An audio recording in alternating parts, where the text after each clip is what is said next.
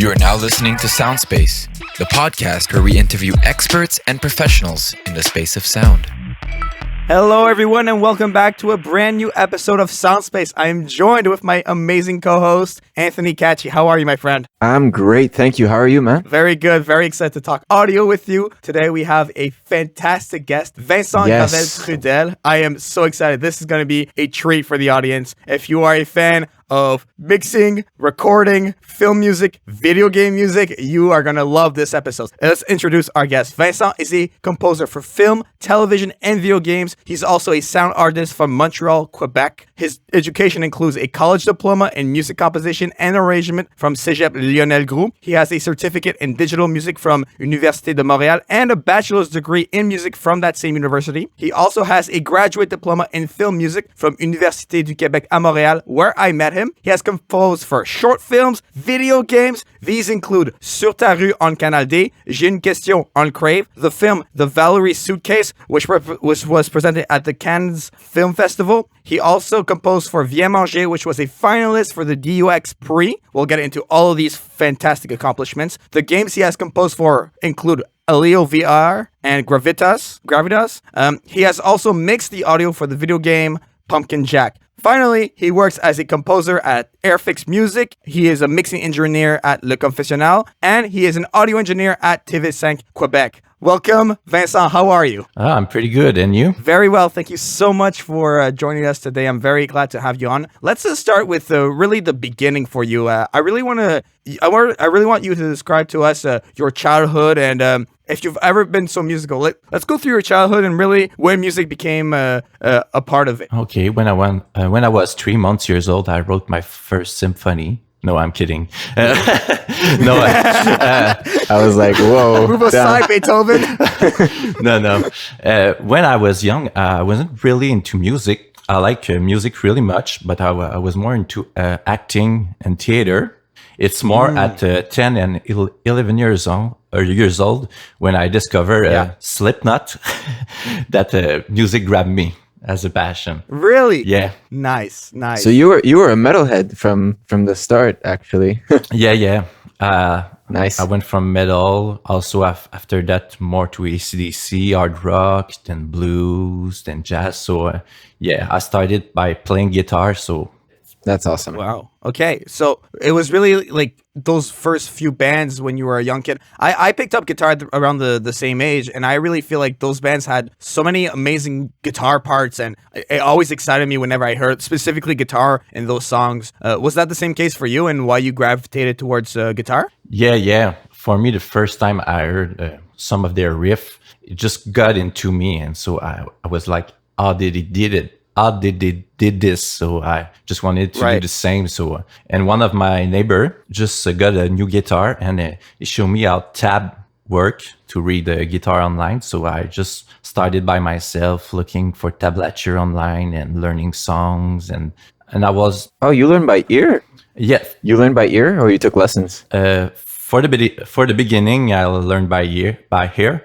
And at 16 years old, I started taking lessons because I wanted to get into music more in an academic way. So right, like a music theory and all that. Yeah, very cool. Right, I see. So you started with guitar. Were there other instruments that came into play, or was it always guitar for you? I started with guitar. So I also kind of learned bass by learning guitar. And I bought myself a drum at 14 years old. So I started to play the drum also.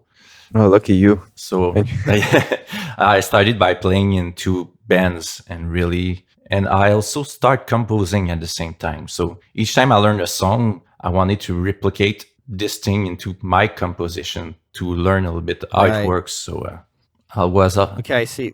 I was always more into composing than interpreting. Right. Okay, I understand. So would you say that maybe around your teenage years, music became of importance to you? Like, when's the part when you knew this was like what you wanted to do for the rest of your life? Maybe at 14 years old, when I discovered that you can study music at Cégep. Right. I was, what? I didn't think of studying music. So, and that was my goal since 14 years old. So that's awesome. Okay. Did your parents support you through that, or was it like oh no, I'm doing it anyway. I don't care what you think, kind of thing. No, my mother is really supportive. She let me that's very practice awesome. in my basement for hours and hours. That's very awesome. I don't know if I will do the same with my child, but You have to yeah, I have return to. the favor. Yeah, she was always man. supportive. So yeah, That's amazing. I really relate to playing in the basement with my guitar and my drum set. Like that is very high school to me. Like I really enjoyed that. Did you meet key people that helped you in your music when you were jamming with like the bands and everything? Like what was the importance of meeting people for you in those formative years when you were starting to make music? I was playing with my best friend. Really, we're like four friends that know how music works. We still keep playing music together, but because of the time, we kind of split up. This is Right. usually how bands ends up. So Yeah, many bands. yeah, Yeah. but it's really with my friend. We were jamming all night, just discovering, learning things, and having fun. Pretty. Right. And when you were doing all these practices and learning music and all of that, when did you know that you wanted to? Because you obviously started out as a performer, and then now you are a composer. When did that switch occur for you? A little bit like I said, each time I was learning a song, I always wanted to know how it works. How does it sound like this? And I started to learn theory, music theory. And I always wanted to know more about theory and learn. So I bought a book about musical theory to understand how it works. And Right. Okay. Great. So let's maybe get into your education a little bit because you've done many diplomas. I definitely see a pattern of music and enjoyment of music and pursuing the composition of it and the arrangement and the digital music that you studied and then the film music. So obviously music was always the focus of it. Let's maybe start with your first degree at Cégep Lionel Group. You studied musical composition there. How long did it last? What was it like? Let's really get into the details of this degree for you because it was necessarily the foundation of your education. the 2 first year, you had to do interpretation. I was in a guitar, pop, jazz kind of style learning.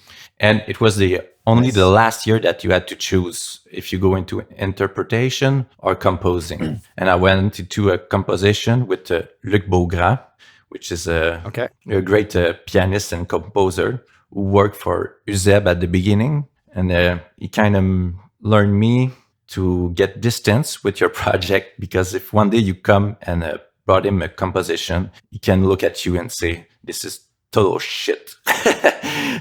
Oh, really? Oh, yeah, it was really hard, but it's how the business goes. Wow. So Yeah, that's so true.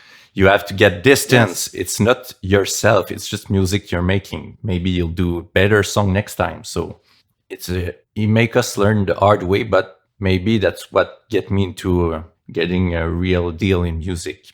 Because I really think that like harsh teachers are so underrated. Anthony and I, we had like harsh teachers in electroacoustic studies, and I honestly don't think I would be as good or as well off now if I didn't have like someone slamming into me and being like, "This is garbage. Like, what are you making?" And like it's really hard to hear, and it brings you down. But honestly, do you feel like when those comments were made about your music that you could get back up from it and persevere? Yeah. It's when you're gonna after come back and maybe make a better song after this, because you want to show him that you can do it.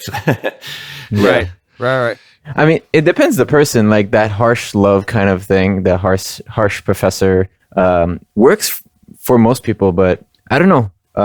It could just discourage some people altogether. You know? Oh, definitely. I feel like in Concordia, and maybe Vincent, we can talk about like if this was the same for you. But in Concordia, I can think of people who literally just stopped the program because teachers were too harsh, where people were like, the teacher was like too harsh about like the person's composition or about the person's work ethic or the way they were describing sound. And the next semester, I wouldn't see that face anymore. Was that the same? Do you feel like for you, Vincent, that a lot of people drop out like when you're starting out? Because when you're so young, you don't necessarily know yet if you're gonna want to make music for the rest of your life. But obviously you did. So was that the case for you? A lot of people like left or stopped? Yes, a lot of people left. I think in the program we were only 7 to graduate it from 20 at the beginning. Oh my gosh! Wow, Wow! but that's an insane number. It was harsh, but in a good way. It was not on the person, that he was not attacking someone. He was really talking about the work. So maybe if someone's getting harsh on someone, it's where it's not good, really. Yeah, I agree. There's a way to say it. Yeah, There's a way definitely. to criticize. But people, I think some composers at the beginning, I think definitely for me, like you invest into this composition. This is you. Like, no. You know, this when I compose something, it's me at the beginning. That's how I saw it. And so when you insulted the composition, it's like you were insulting me. But as you said earlier, Vincent, I really think that you need to distance yourself from the composition. When did you learn to do that? Because that's something that's not necessarily easy for a lot of people. Yeah, that's a tough thing. I still have difficulty myself just accepting criticism. Yeah. Me also, sometimes when I work on a cue for a film and I'm, it's really good. And the director says, it's not what I'm looking for. I'm kind of, yes, that's the thing. But after I redo it, a lot of the time I said, he was right.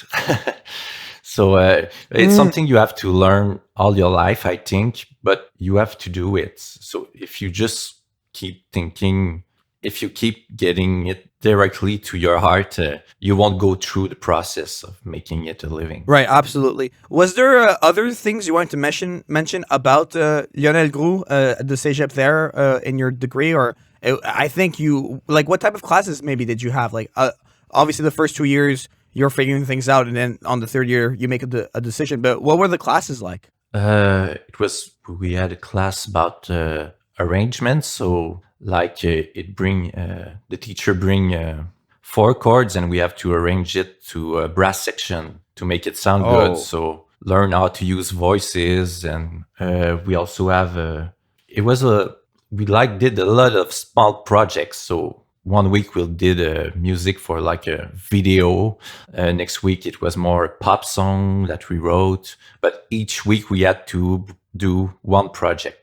That's great. Nice. That really pushes you to force your creativity onto yourself. It really, it's a great way to expand your creativity. Yeah, and learn how to force it in some way. Because it's not always there, but sometimes you have to do it. So let's because for UDEM, you have 2 degrees from there, is what I saw. You have digital music certificate and then a bachelor's degree in music. From my research, that's what I found. Is that like which one did you do first? Let's really go into UDEM and talk about like the courses, the experience, especially after doing Cégep Lionel Groux. Obviously, you're 7 out of 20 at this point. You're one of 7 that made it through. So you're made for this. It must put some confidence on you that you can push forward. Did you do it right away after? Did you was it the same year after you graduated from Cégep? Yeah, the year after I went into a minor into digital music, and after I see. And after I finished by doing a major in digital music. So okay. At first, I wanted to get into the electroacoustic program, but I didn't know much really about this. So they suggest me to go into the minor and then look if I wanted to make to the baccalaureate. But I just did the major because I think what I love about digital music, it make me learn how the sound works. Sometimes work on textures, learn the Pierre Schaeffer way of music. Yes, I know exactly what you're talking about. Oh, yes.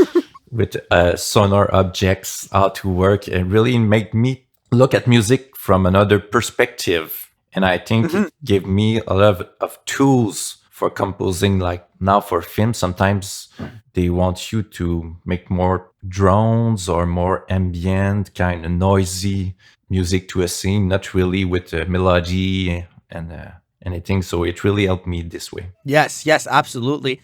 Let's talk maybe about the classes that you had in that program. Let's start out with the minor in digital music. What were your classes like in that degree?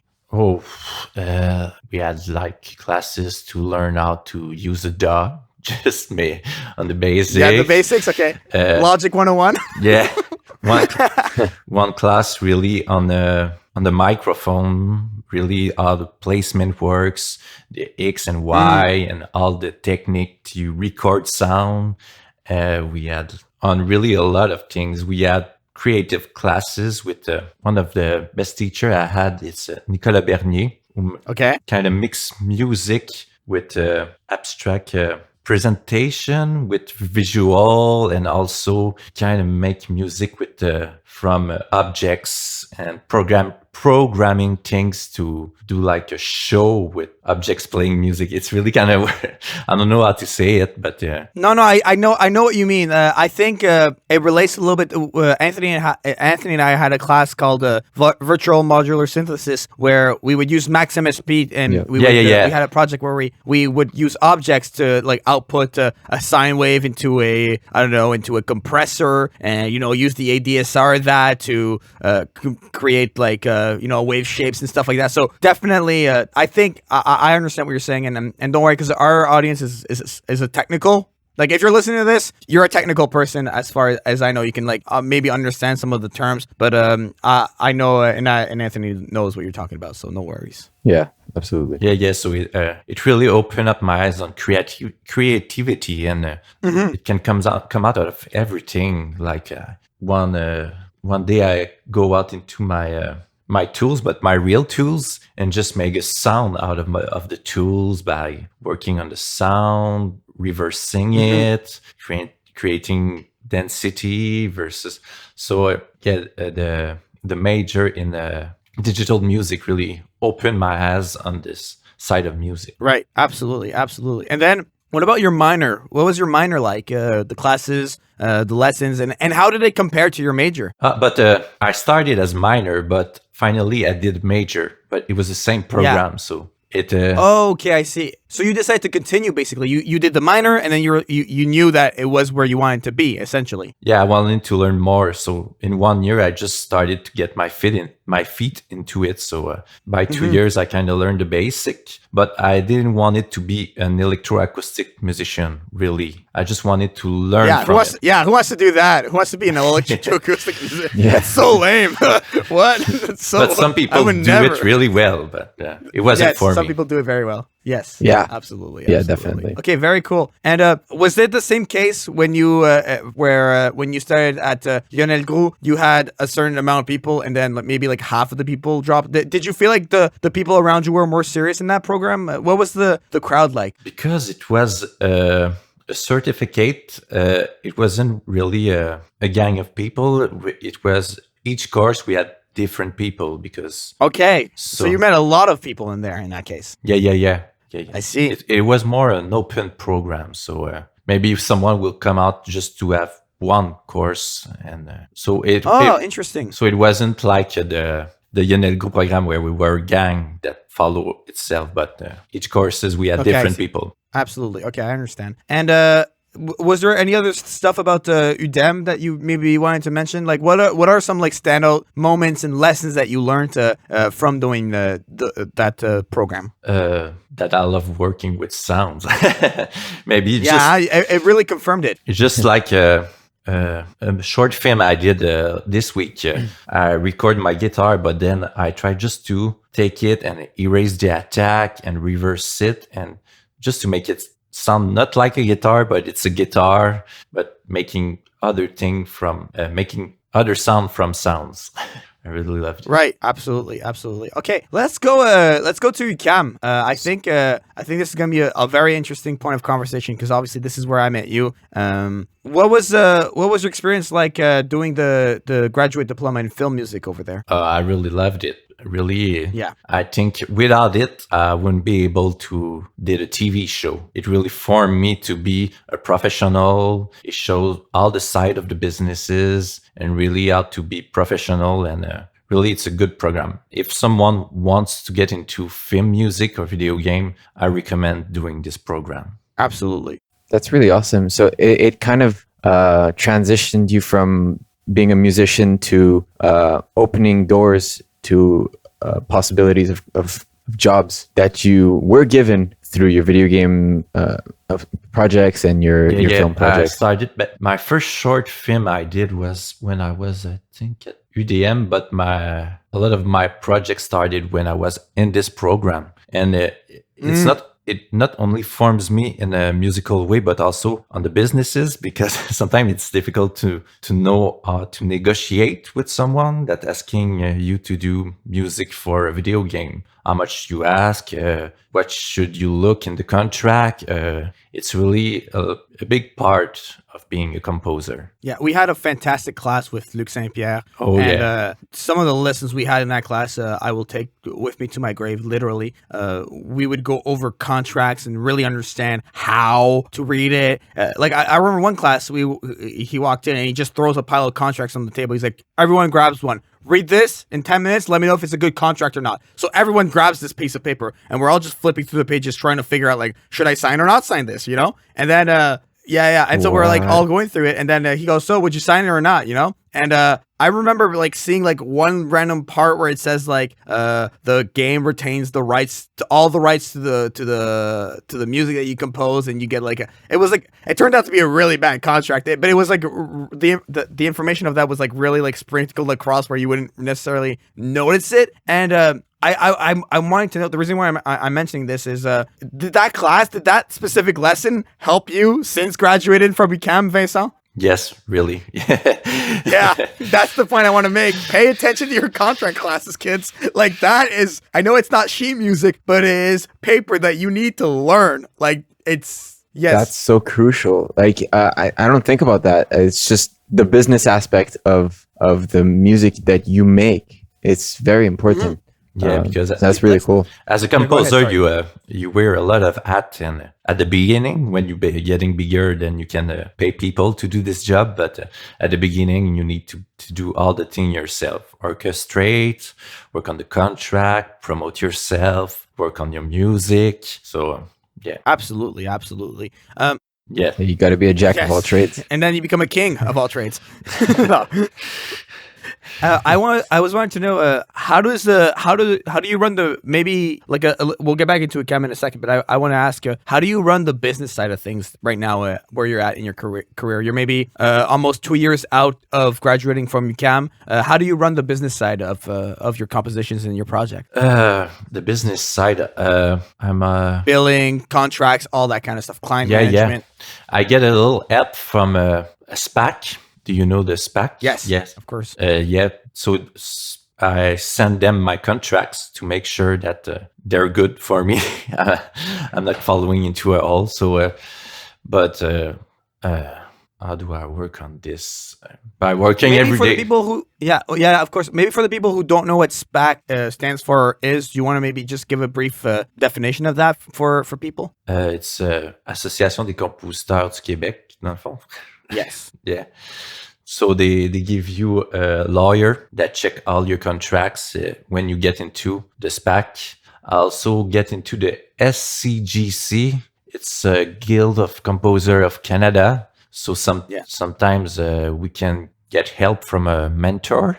Yes. So presently I'm looking to get a mentor myself to help me know a little bit more about the business side of thing, really. Because I kind of learn about it every day. So yeah, I mean, there's only so much you can do as one person. You're just one body, right? Yeah, absolutely. Yeah. Okay. So really, correct me if I'm wrong, but by using those types of resources is really the basis of how you run your business side of things. You have a support system around you, and with the experience that you have, you really are able to know if you're signing the right contract or if you're screwing yourself over. Yeah. That's it. Okay. Absolutely perfect.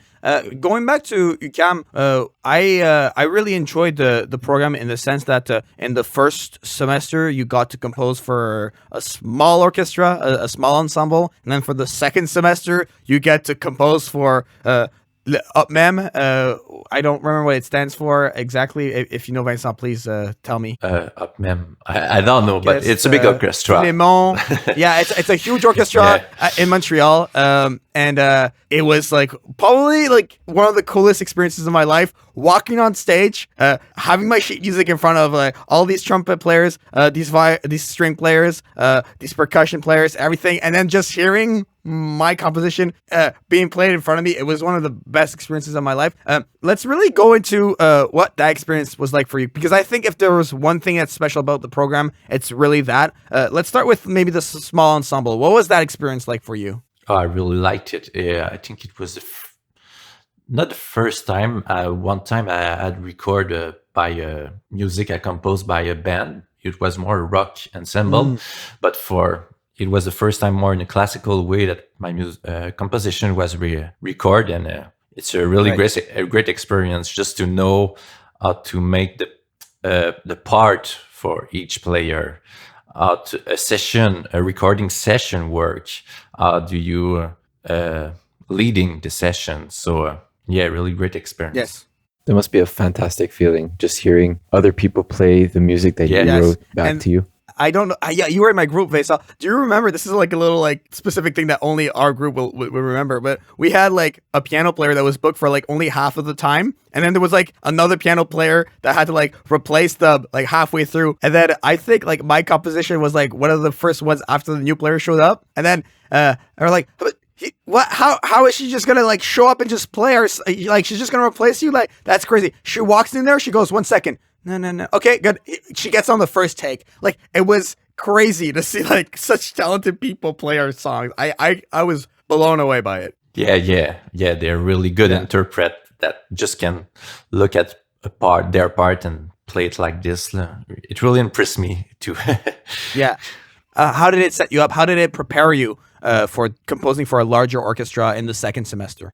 Just the small orchestra was like getting our feet into it, and then we all fall into it because you had like 40 people to make their parts to make sure it works. And Vincent was a really good teacher, not me, but we have Vincent Elprat. Yes, Vincent Elprat, and yes, I also worked with him in a movie like 1 month ago. So yes, I know. Let's maybe talk about that later. This is a movie that I was reached out to do the audio for. I unfortunately wasn't able to because I was just too busy with other location audio contracts. But I think we could jump from UQAM into that. What's this movie exactly? And let's maybe use this as a springboard into your projects. So please go ahead and tell us about this movie that's been worked on. Not another serial killer yet. That's the movie. Yeah. So it's with Kino Montréal. Do you know what is Kino Montréal? Of course. If you're in Montreal and you make music and you don't know what Kino is, type Kino Montréal and join the Facebook group. It's a great resource with so many talented mixers, audio, video people. It's and they create. They have a festival. Do you want to describe it a bit more? I think you know it more than me, Vincent. Yeah, Kino. It's a group of people that just want to make film, but for free. Yes. So, but a lot of the people that are doing it are in the industry, are really good people. So it's a good way to get to know how to make music like for a film. For me, it was really one way to do it more professionally because the results are really good.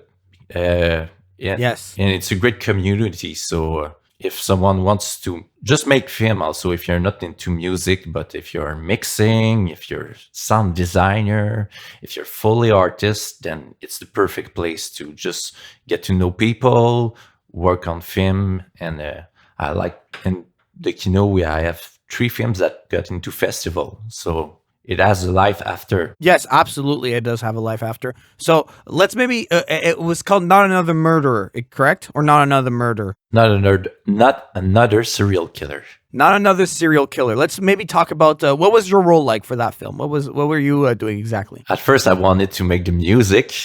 So I get into competition with one of my teacher, Vincent Gravel Trudel. And that's something else. When you show up in line and the guy who taught you how to make music is in line, he's like, nah, man, you're not getting this one. Yeah, but he's a really good orchestrator. So he won the music. So finally, I had to make the sound design, and I finally mixed the movie because they didn't find anyone to do it. And it's kind of odd how I learned to mix, because on 3 movie I did, they didn't find anybody to mix it. So I was the closest person that could do it. So I just go on YouTube, look how to mix, and try to remember lessons from in my digital music major. And I learned it this way. And after this, absolutely, yeah. Yes. I really want to hit on something you said there. I think people listening who wanted to get into film, film is a huge industry where audio and music are related. And I think it's one that's not looked at enough by people who maybe become studio rats or just independent musicians. Like, look at what's happening in films and look at what Vincent is saying. Literally, they go, we don't have anyone to mix. Well, you know what Vincent just got there? He got an extra credit. And now he can go up to any other client and say, hey, I mixed for a film now. All because there wasn't enough people in line over there. So really consider that. I think that's a huge, I'll say it in French because I don't know how else to say, corde dans ton arc, because you really develop a new skill with it. Do you maybe want to talk about the importance of having those types of credits and how it helps you forge forward in developing a clientele? Yeah, because I think every project leads to another project.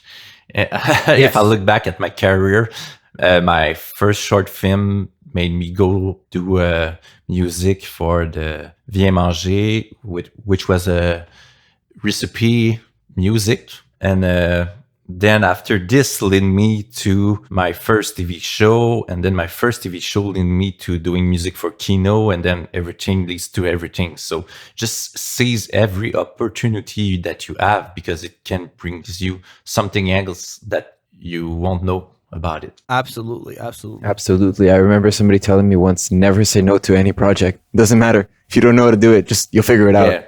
To a certain extent, though, like, don't overdo it. No. For the beginning of your career, yes, do it a lot.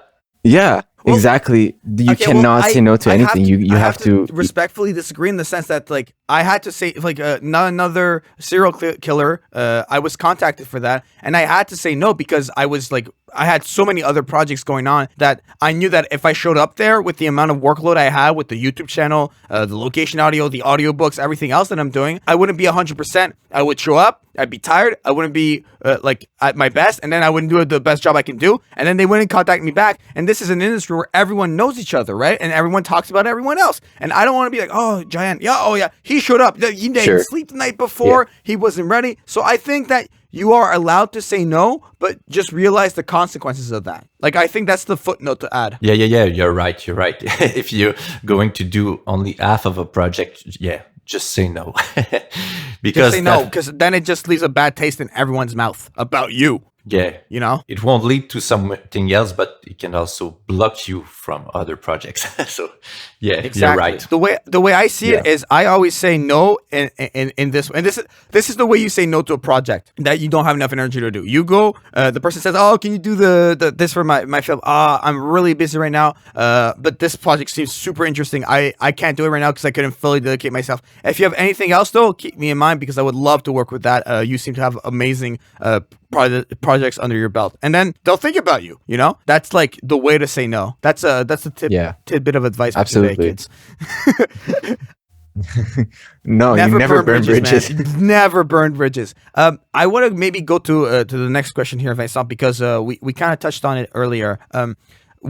You obviously were saying how one project led to another. I want you. I really want you to know that like the way I perceive you is someone who has had tremendous success very early on outside of school. So I want to know, what do you equate that success to? Because you've been grinding and working so hard, and it's a big reason why I wanted to reach out to you for this episode. Like, how do you do that? Because it's not everyone that has that switch. I see you all the time on social media. If I look at a Facebook group talking about audio or something with a potential contract, someone mentions you in a comment, or like, and your resume is filled with like all these projects, and you've done a lot. So, what do you equate all of that success to? What's the key ingredient, really? Hard work, I will say, because in all my classes, I wasn't the best all the time. Like in the program we did in the DSS, there was better composer than me, but I think I'm a hard worker. So I just keep doing it. And also I think there's luck.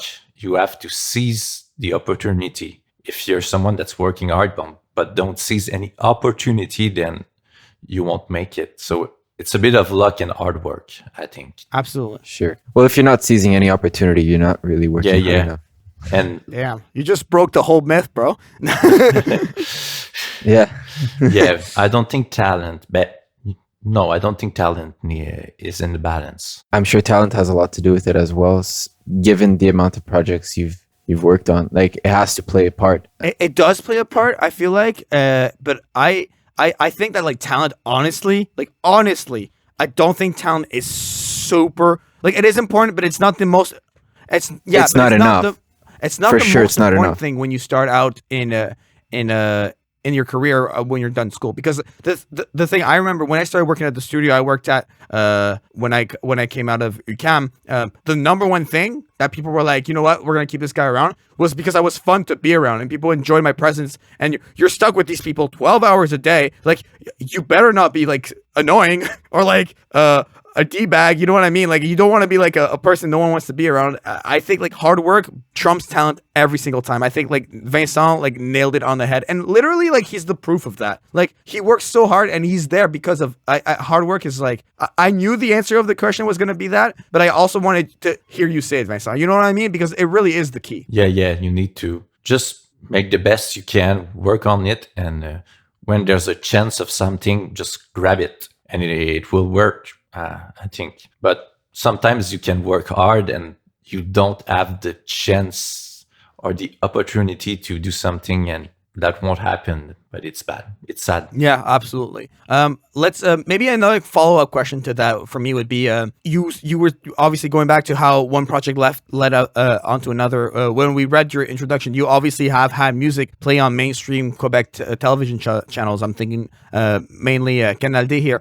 How did you manage to have those compositions break into mainstream Quebec television? That's like a big deal for someone who wants to do film music in Quebec. Yes, I was also surprised 1 year. I think 3 months after finishing the program, someone approached me. That's crazy. 3 months. But 3 months, yo. Congrats. It's someone that knows someone that just post my demo reel on his Facebook page, and then the producer of the show kind of listen to it and says, oh, it works perfectly for a crime series. So this is how it leads to my first Sur ta rue at Canal D TV series. So after, they just called me and I said, they say, do you know how it works for television? And I kind of lie a little bit. Oh, yes, I already did it. Back to what I was saying. Yeah. Just say yes. That's awesome. And then they asked me to do the theme music and also like 12 minutes of steams of music to put into the show. Yes, stingers, right. Wow. Okay, fantastic. That's amazing. Congratulations to that. Like, when I was doing my research, I was like, what? I just couldn't believe it. It's great. Yeah, that's a pretty huge step. That is a fantastic stepping stone. What about J'ai une question? What was that like? How did you find what was working on that project like? For this project, it was the same producer, so he loved working with me.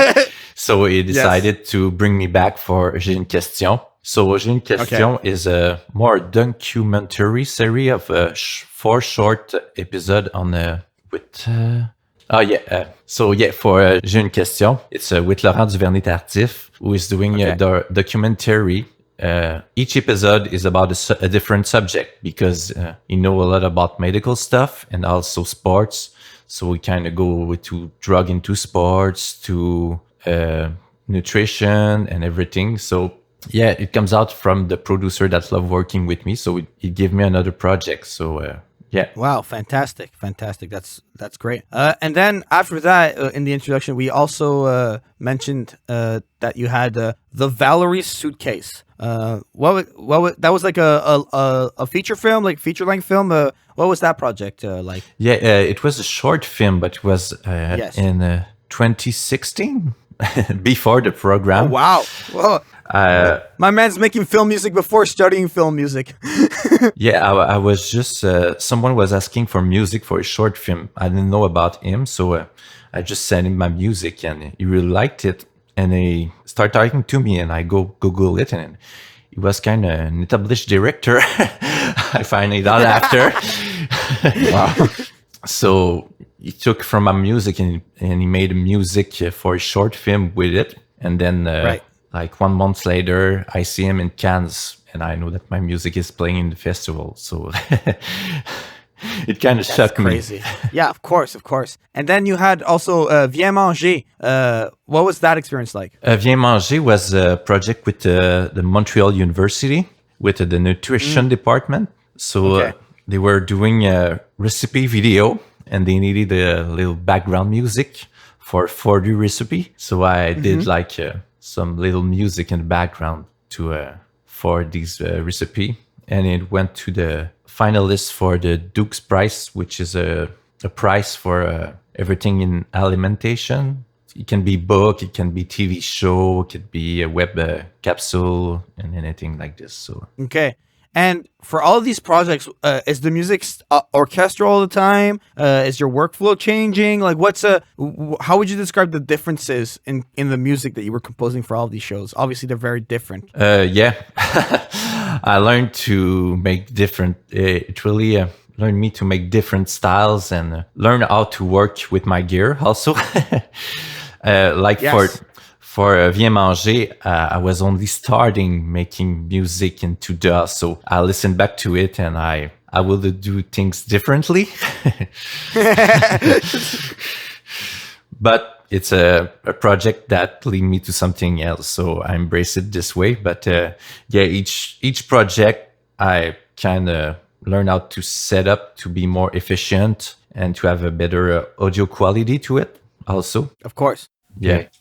And does your workflow vary depending on the type of project? Like, for example, when you're working on a film versus when you're working on your game compositions? And if so, how is it different? Yeah, it's really different.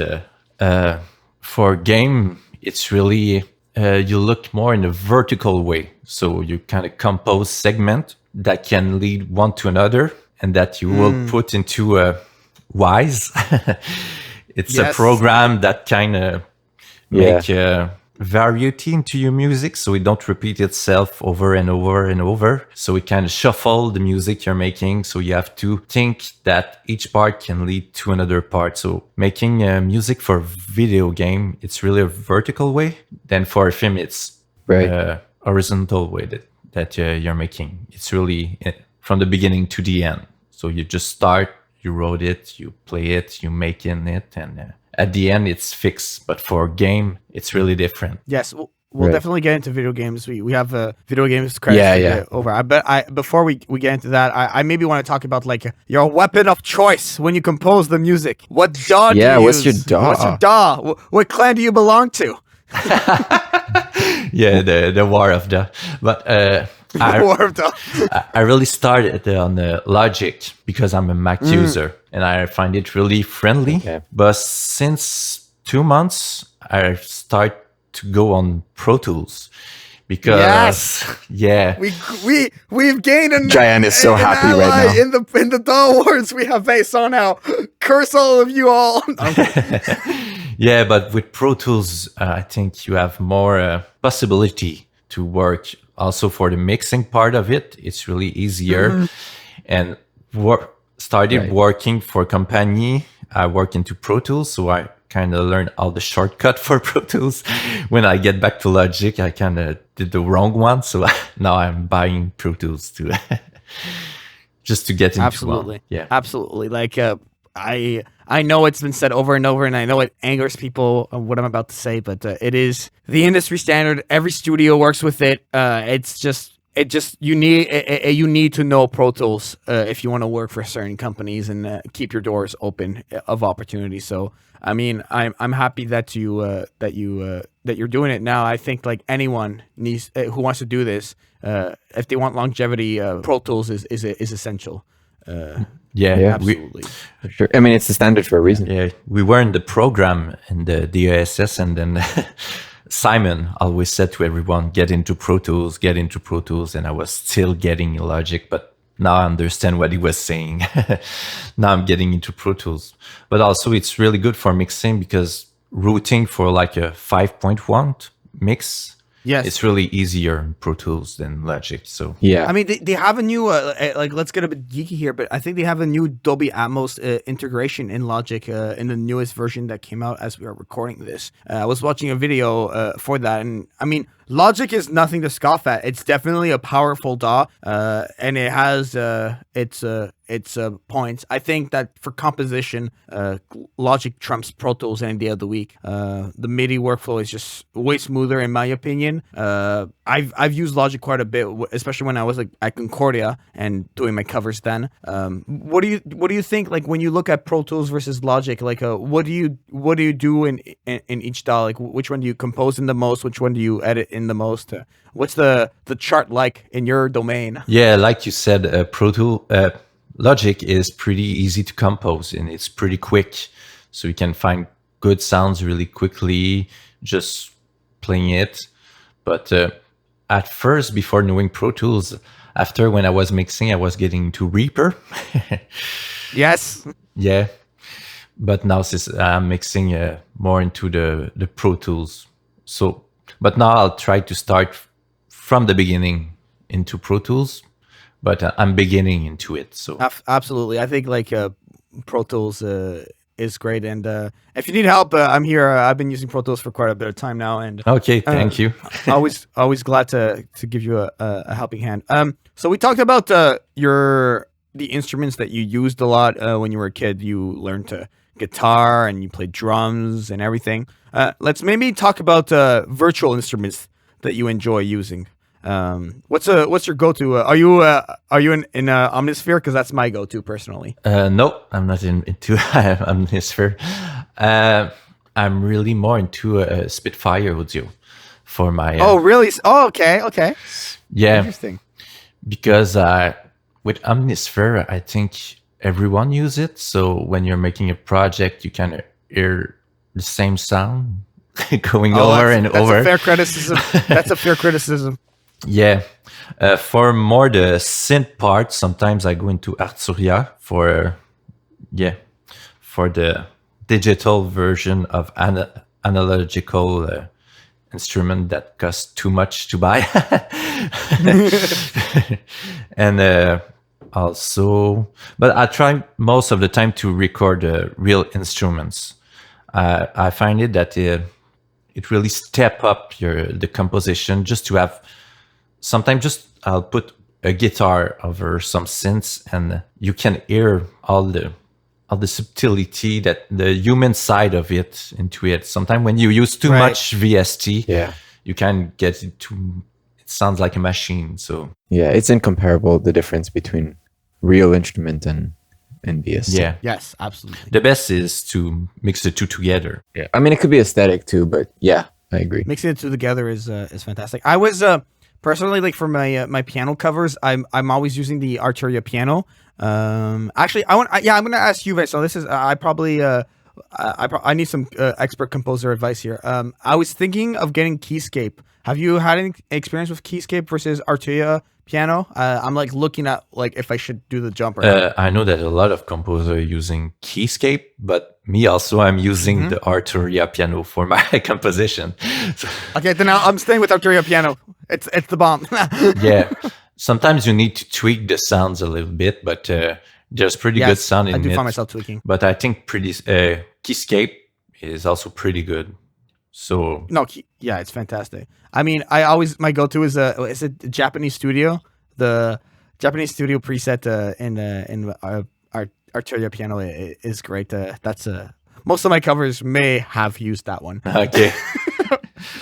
Yeah, let's talk about maybe we talked about your DAW. Let's talk about maybe like your studio at the moment. Like, what do you record into? Do you have any gear that you like use a lot? Let's get into that, the physical side of it. Yeah, I got a mixing board to mix because I don't like to mix with the mouse. I like to, Oh, fair. yeah, I really like to go with the fader because also something that Simon told us when we were doing the program, when you are going with the mouse, you're going with your eyes, but with the fader, you're really listening to how it sounds more. So yeah, I found it really useful. So I have a Yamaha mixing board. I got a SSL 2 Plus audio card to also with a PreSonus monitor, and I got a M-Audio MIDI keyboard that is perfect. It's got only 2 controller, so you can go with the pitch and with the intensity, and it's perfect for me. I also got a fantastic like 5 microphone to go to. If I want to mix into stereo, I got 2 Audio Technica, and I've got for more than mono a Lewitt microphone. A what microphone, sorry? Lewitt. Lewitt. Yeah, Lewitt, sorry. I also got a Lexicon for the reverb. Oh my god, you have a 480? MX 200. The 200. Okay, nice. It's kind of did a reverb and delay at the same time. Yeah, I know what you're talking about. The Lexicon. We had at the studio I worked at, we had a 480 on the Neve console, and oh my gosh, the amount of fun I had with that thing. The amount of audio I would send through it and through it again and again and again. The Lexicon makes a fantastic reverb unit. It shimmers, it's gold, it's gorgeous. So yes, I approve that reverb for sure. Yeah. Me also. Nice. What about? Yeah, go ahead, Anthony, please. No, I know you have. You mentioned that you have a couple microphones, and obviously it depends on the project. But what's your go-to mic for most recordings? The Lewitt. Lewitt? Nice. Yeah, it's my best one. So only if I want to go into stereo, I'll go with my 2 Audio Technica that you have to have the same microphone. So I have it in double, but the Lewitt is my go-to microphone. Nice. What about plugins? Maybe do you have some like go-to like for mixing? Do you have some go-to plugins that you enjoy? Because I know like Anthony for I know you use Logic a lot. I was talking about with Anthony, and the standard EQ in that DAW is really good. Phenomenal. It's phenomenal. I haven't changed it. I have the Ozone isotope, and I still use the Logic EQ. Yeah, it's stood the test of time for sure. But it doesn't. It could be an EQ or a compressor or a delay that you enjoy. What are just some like standout plugins that you live by? I really love the plugin Alliance plugin. Like for yes. Oh my god, yes. Jaian swears for Plugin Alliance. I love Plugin Alliance. I'm always sending messages to Anthony. I'm like, they have a sale. It's $40 and you get a 30. Yeah, like, all the time. Jaian, do you have stocks in Plugin Alliance? I have stocks in Plugin Alliance. But for mastering, I use a lot of the Shadow Hills compressor. Yes. Yeah. Yes, Yeah. I use the same. Yes, it's the best. We had a physical one at the studio. Oh, really? Oh, shit. Oh, yeah. Oh, you put that thing in there, and like your audio is like, okay, time to grow up. Yeah. Time to like become an adult. You know. It is fantastic. It just Put that on everything. Yeah, exactly. It's like what is it? The hot sauce. Yeah. Yeah. No, it's like it emulates the mastering compressor pretty good. And then you got like optical and discrete compression sections. So literally you have 2 stages of compression with that thing. You can mono make with it. And then you have switchable output transformers. It sounds great. They have like fantastic presets too. Like sometimes I literally slap on the preset and I barely have to tweak anything else, and it sounds great. So I love it. Yeah, a lot of time I just put it at the end when I want to master something, and it just the mix just come out with it, and it's really Yes. Yeah. I also have all the Waves plugin. Yes, Waves is great. Yeah, Yeah. sometimes that I usually go to, and also like you said, the EQ into Logic that's in it. Sometimes I use the reverb, or sometimes really? sometimes, or I use also Valhalla. Valhalla, Yeah. yes, Valhalla, Valhalla's great. vintage verb, Yeah. all day, every day. And pretty that's much it for the plugin. Great, yeah. We're not gonna like go through your entire plugin library because we'll be here till like 2023. So let's, Anthony, you wrote a question in the document that I think is really interesting. I'll let you ask it. I think it's. Oh, well, yeah. Do you work in multi-channel and from your studio? And how often do you work in multi-channel if you do? Given that you work in film music, What do you mean by multi-channel? Like 5.1. Like 5.1 or more. 5.1. When I'm composing, I way to add of the composer. I don't usually go to 5.1. It's more when I'm the mixer that I put this at. Okay. And when I mix, it's for two company right now. I mix for TV5, and also Le Confessionnal, which is a post-production company. And they have big board where you have a 5.1 system. But at my home, I don't have a 5.1 system. So Okay. it's really when I'm mixing that I'm using the multi-channel to get a TV show. Sometimes when I'm mixing TV shows or films, things like that. Okay. Absolutely. Let's. You mentioned a couple of companies you work for, and I think it's time to get into that because it's fantastic projects that they do. Let's maybe start with Airfix Music, the one that. Correct me if I'm wrong. You got that gig when you were still at UQAM, right? Because I remember a teacher mentioning it. We would always have a segment where the teacher would go, "So, how's your career going today?" And then I was like, "Oh yeah, I just got hired. Nah, I make music now, like for libraries." You know, everyone's like, I did my assignment this week." You know, like Yeah. let's talk about Airfix. Yeah, I Music. got it. It's from a friend of a friend who started platform like 2 years ago. So it's really brand new. So and it's really focusing on the Quebec artist to promote. So it's all person that comes from Quebec. I think he recently opened to international, but at the beginning it was really for Quebec. Congrats. So yes, he just started a platform, so he was looking for composer. So someone said, "Hey, I know you did some composing, so you should meet him." So I talked to him, and he said yes, and I started to compose for the platform. Amazing, absolutely amazing. And what kind of projects do you do for them exactly? Like what kind of music do you compose and everything? For each platform, it works differently. For this one, I just submit music, and he accept or decline it.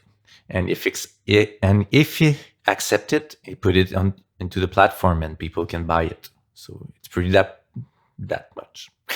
Yeah, that's great. That's like that's some good dispensable income that you can it just kind of comes in when it comes in. That's fantastic. What about later on? You started working for Le Confessionnal.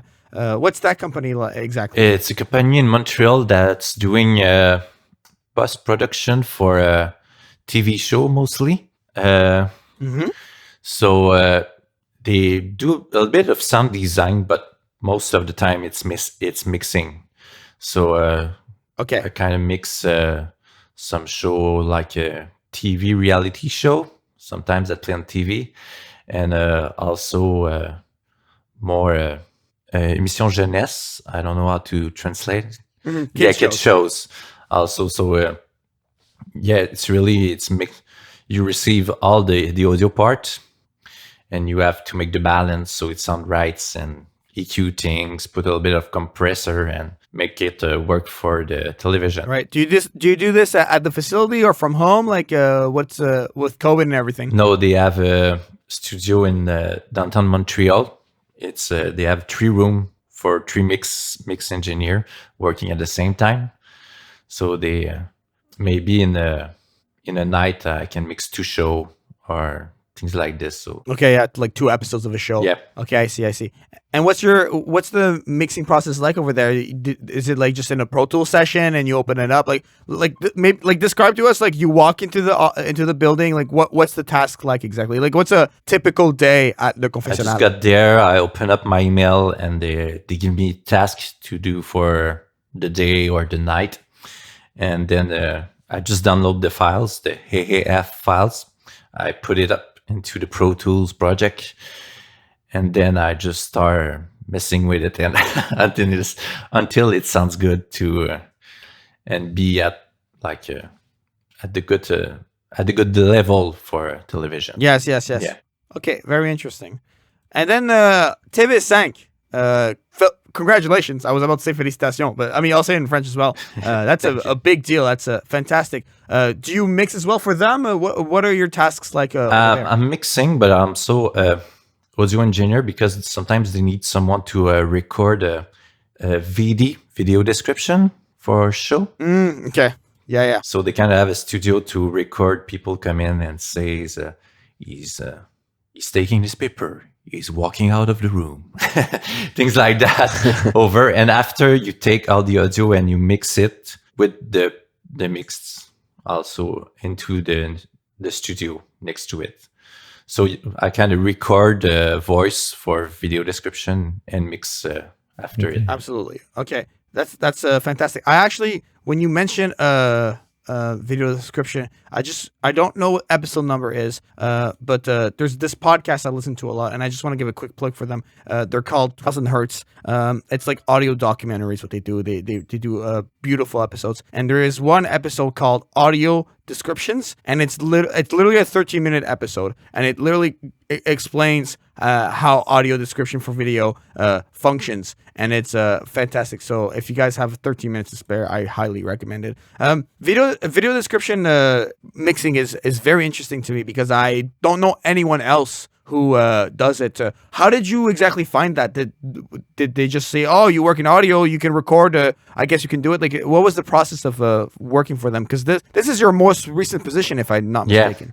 It's first, like I said, by doing the mix of the short film that I talked earlier. I had the credit of mixer.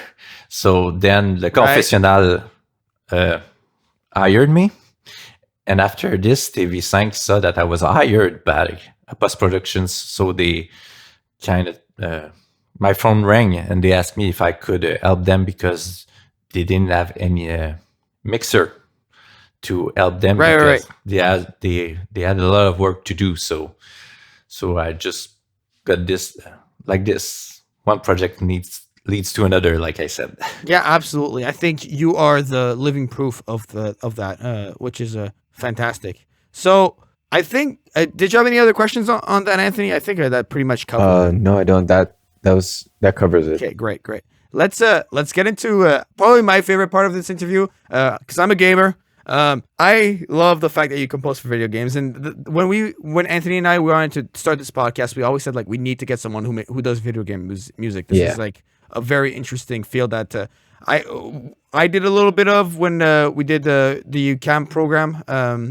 Was that your introduction to game music in the summer semester of the UQAM program, or had you done some prior to that? No, at UDM in the digital music program, they had one course on video game music. So I already had an introduction to it. And this is where we made the project Gravitas, one of the video games I made. I made more of the sound design of it. It's a kind of a puzzle game where you move a little robot that needs to escape a room, but you need to move objects in a certain way so it can have a door to escape. So this was my first video game I made, and I love it. It kind of makes me realize the creativity into music for video games. Like I said earlier, working with Wise, it's completely different from just working in the DAW. Yeah. You work mostly with, you work mostly with Wise, or you touch on other softwares like Unity? With both. Like in a project, I'll start on Wise. Then I'll integrate Wise into Unity, and into Unity, I'll go a bit coding to declench events. But so I'm working on both. To trigger events, yeah. Okay, I see. Game music has always been very fascinating to me. I think you touched on it earlier when you were saying that in game music you compose in layers. I think that the key difference between composing in a DAW and composing for video games is that the music literally becomes interactive. Do you want to speak to maybe how much of a difference that brings, the fact that music is interactive versus just a standard soundtrack that you hit play on? You have to compose in a different way. Like you say, you can compose by layers. Like for a more recent game, Aleo VR. Yes. It's I compose by layers for the lobby soundtrack. So it won't repeat itself for 20 minutes. So I just kind of put a flute, then I put guitars, then I put a lot of instruments. And each time it plays, the Wise choose only 3 tracks, 3 instruments that play at the same times. And he switch over times. Oh. So it's the same chords that goes over and over, but not the same instruments or same melody. So you can be in the room like for 20 minutes and never heard any repetitions. Oh, nice. Yeah. That's very cool. Very, very cool. And then you also had Pumpkin Jack, which you mixed for. You didn't compose for that. What's that video game about exactly? Yeah, but for a lot of video games, I collaborate with Johan Jagger, who is a really good composer, really specialized into video game. And he's really more a classical composer. And I have a background in more digital and how to mix. So he approached me to mix his stuff so it can go into video games, and also help him with the Wise process, because he's really a composer going with the pen and writing on the piano. So I kind of help him mix his things so it works with the game. Right, absolutely. We did a Pumpkin Jack, and I think we did also a track for Ark. Do you know this game? Oh, Ark? No, I didn't find it in my research. Tell us about Ark. He did a track. It's when you're on the moon or something like this. But he made the music, so I help him. I help him mix his music and integrate it for this part of the video game, and also 2 or 3 indie games that. So I collaborate with him as a mixer. Okay, I see. So how many video games do you work on in a year? Maybe does it vary? Not much. I'm working more into films right now, but just yesterday, I received that I'm gonna have 2 new video games that I'll be scoring next year. Wow! Congrats. Because the company Aleo VR, for which I worked, decided to engage me on 2 other projects. So. One project leads to another. Yeah, that's it. Or if you're lucky, 2 others. It's just like you're a tree of projects. You're a tree of just audio contracts. So you're just like, oh, this month we have a branch over here, and there are 2 video game contracts next year. It's fantastic. It's so great. Yeah. So one of the project will be Inuit story, interactive Inuit story that will be played into a video game. It's the Canada's government that asked for it, so it's gonna be I'm gonna learn Inuit music for the next month. And that's amazing. Also, after this they will release a second part of the Aleo VR game. So okay, I see. Second one, yeah. I mean, this will be coming out in 2022. So by the time maybe that you're listening to this, maybe this game is out. And obviously, all of these projects will be linked in the description on Vincent's website, so you can follow them and go purchase them and support all of his projects. Earlier, you mentioned that you had to code a little bit. Is it possible at all to create game music without having previous knowledge in coding? Asking for a friend.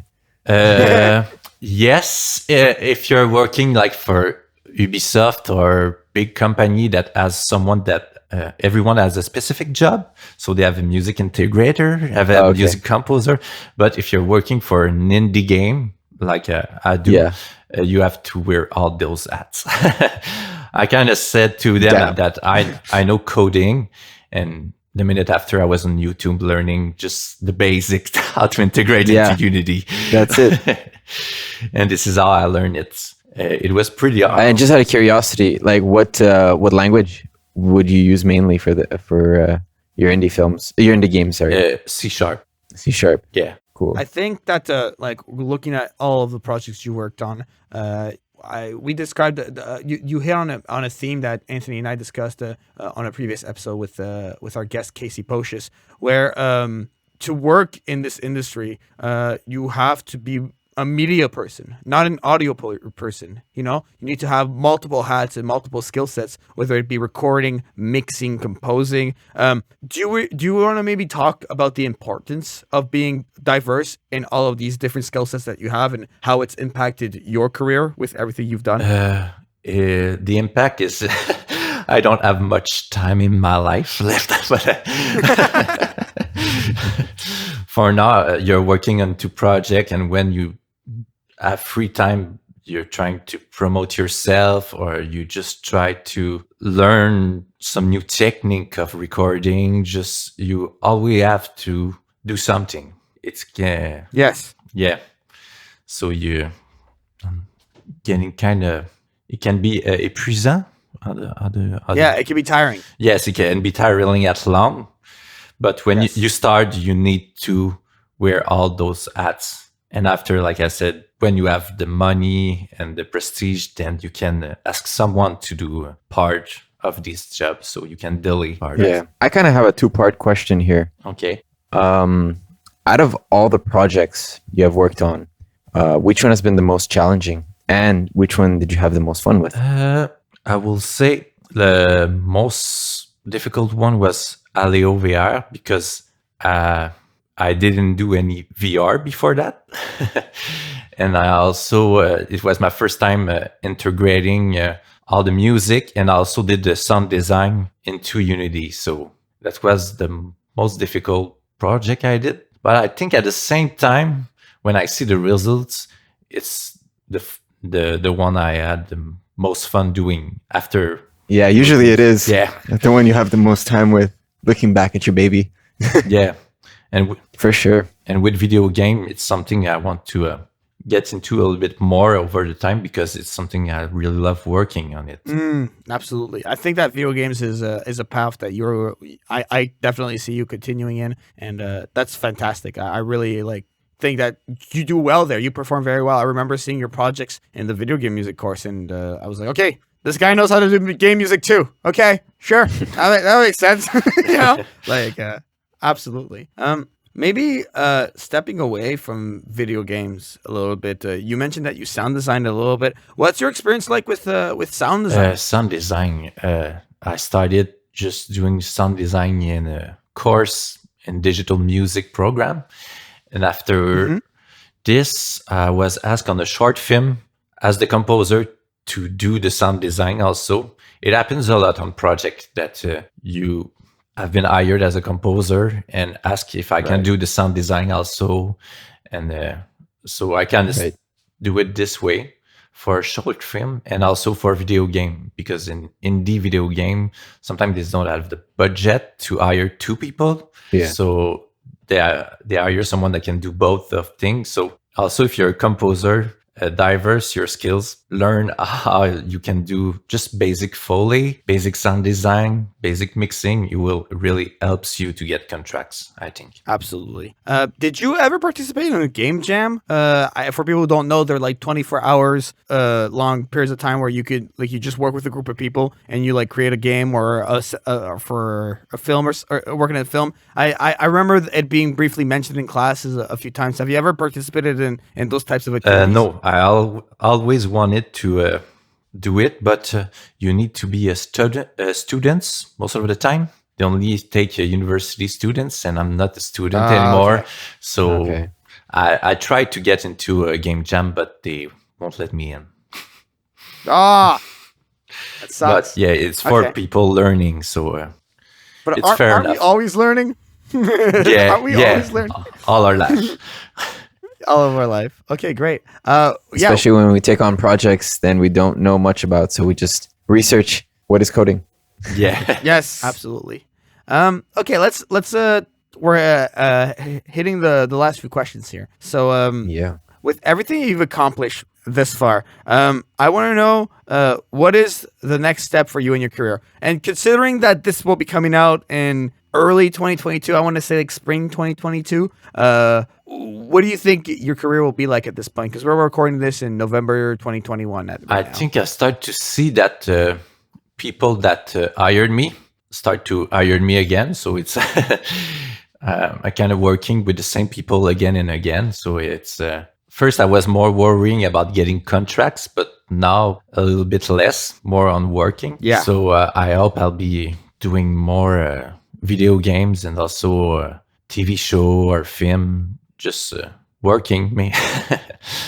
I don't know. Like in a year, a lot of things can change. Like with the COVID happens, yes. It's hard to predict what will happen in like 5 or 6 months. So. Absolutely. Absolutely. I mean, if you compare us like right after graduating from UQAM to now, it's like night and day. Yeah. It's like I'm not called Jaian anymore, you know? I'm like super Jaian, you know? And then a year from now I'll be like super Jaian too, you know? But like in all seriousness, it's the growth that you've had is incredible, and I only wish for you to continue to grow as much. So that's fantastic.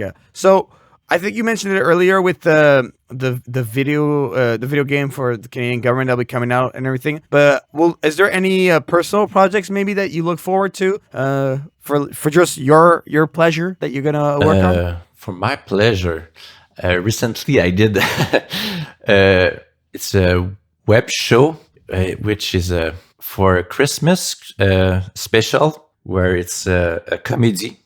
So it's on a frisson.tv. So it's a horror kind of TV show, but they're doing a special for Christmas, and it's absurd. How do you say it? Absurd. Okay, yeah. It's kind of absurd, more in a chicken swell. I don't know if people know this kind of comedian. It's like a comedic scary thing, basically, is what you're trying to say. Yeah, and I really liked it. Like we took a Celine Dion song and we put it into a jazz version of it, and That's amazing. he changed all the lyrics. So he's talking really about funny. Santa Claus and all the things. And yeah, that was pretty funny. And I would love to do other project like this. Absolutely. Okay. I have maybe a follow-up question before we ask our last one.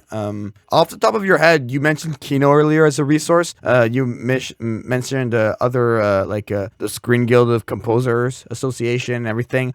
What are some other resources for people who want to get into composing or mixing that people can like look to? Like, what would you recommend for someone to just even if they're like, you know, starting or late in their career, like what are some resources that are fantastic and like that people need to like look into? Sometimes Facebook groups can be good. Yes. But sometimes also if someone asking for a composer for a project on a Facebook group, they'll have 1,000 of response. So Oh my be god. hard. Yes.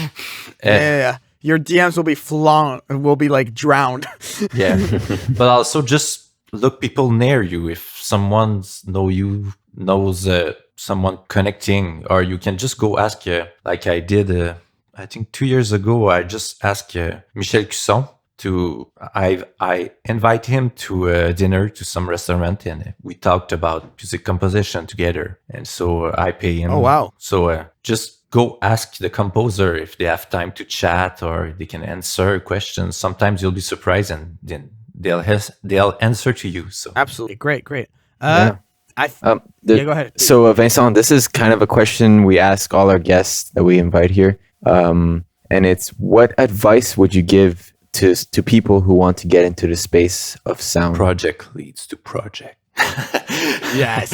Project leads to project. I think that's the theme. I think that's the answer. Honestly, like you can't deny that. Like I completely agree with that. That I wouldn't have said it any. For other me, way. this is what works. So maybe someone else will have another answer to this, but for me, this is my key to success. So I'll say just do projects and it will lead to other projects. Yes, and maybe at the beginning, some of those projects won't be paid, and that's okay. When you're starting out, like there is no shame in that. I want to say, like student projects that I did at CAM weren't paid, but I used them on my credits and my resume, and I've had people watch them and be like, wow, those look great. Can I hire you to compose weird electroacoustic music for my film? Yes, you can, So absolutely. Before we leave, Vincent, please let everyone know where they can find you. What's your social media? What's your website? Everything will be linked in the description, obviously. But please tell people where they can find you. We have my website. That is www.vincentgraveltrudel.com. Also on Facebook, I have my musician page, Vincent Gravel Trudel, and that's pretty it. Okay, perfect. Anthony, if people want to see your logic-based compositions, and I'm talking about the DAW, no, I'm kidding. Where can they find you? Of course, yeah. I can be found on Instagram at Akachi, so at ACACI, and the same name on Spotify, ACACI, Akachi. Perfect. And for myself, you can find me at JaianMusic on social media. JaianMusic.com is my website. And YouTube.com/JaianMusic is my YouTube channel. And of course, make sure to follow Soundspace on all social medias and subscribe to us in your favorite podcast app. All the links for that will be in the description. So for myself, Vincent, and Anthony, this has been another episode of Soundspace, and we thank you for listening. Bye. Bye. Thank you.